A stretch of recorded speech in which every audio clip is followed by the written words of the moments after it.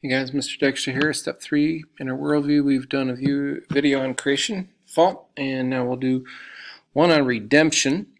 The main idea I want to get across redemption, and I'm going to simplify, and I mean really oversimplify. There's so much richness and beauty here, but just for a narrative sake, I'm kind of developing some language all the way from creation through fall, through redemption, and then to the recreation. So I'll be reusing that language again, relying heavily on Al Walters here.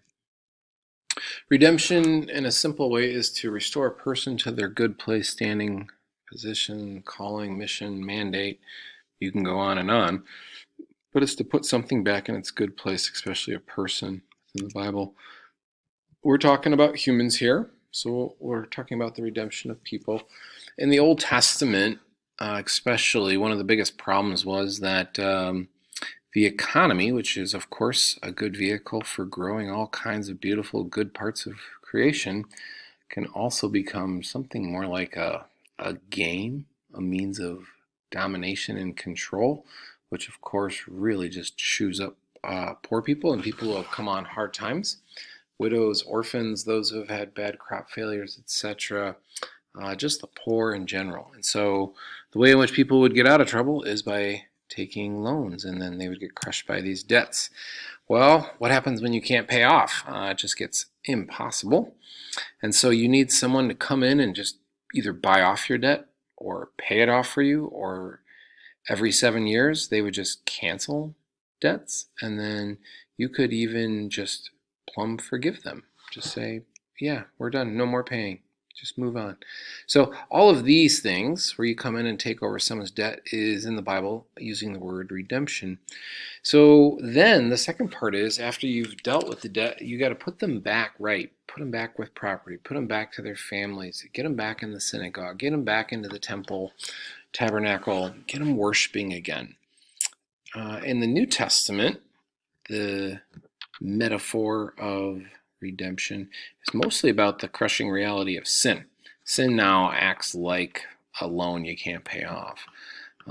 We, in the New Testament, we need a Sabbath year, every seventh year at canceling. We need every 7 days a Sabbath day in which the game of money doesn't become this terrible means of corruption and oppression and domination. Every 50th year, Jubilee, in the Old Testament, people would be even restored to their land, and all debts were just canceled. Slaves were set free. Kinsman redeemer is maybe someone within your family line who could come and help settle out some of your debts for you. And of course, this is all pointing to a Savior, Jesus, who's going to come and cover debts and restore us back to our good standing with his Father. And I'm having some technical difficulties. So redemption now is a way of restoring something. For example, in Genesis 1 and 2, we see this really good relationship with God.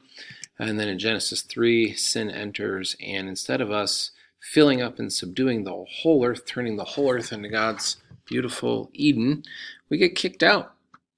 And instead of expanding it, we just get kicked out. Very sad. So at the end of all the prophets, even in the book of Revelation, the Garden of Eden is not necessarily gone, but now it's surrounded by culture, by cities, by industry, by people speaking different languages. All this beautiful plurality is surrounding that garden. We weren't just supposed to stay in the garden. We were supposed to fill up and subdue all of creation, which is a really big picture. And so you get that through the prophets, and especially in the book of Revelation. And I want to just see Jesus really has not changed that story. Jesus' redemption is about restoring this storyline to its larger goals about creation. Not just about dying and going to heaven, but that's part of it, but about building a culture that gives God glory. So in the end, I'm going to use now Jesus' miracles as a window into understanding the language of redemption. Jesus' miracles are going to show you that he's all about this big idea of restoring God's good creation and its good intended paths. Right? So when Jesus steps in, he never zaps anybody out of this creation into some other place called heaven. In fact, he does pretty much the opposite. when trouble arrives, he steps in.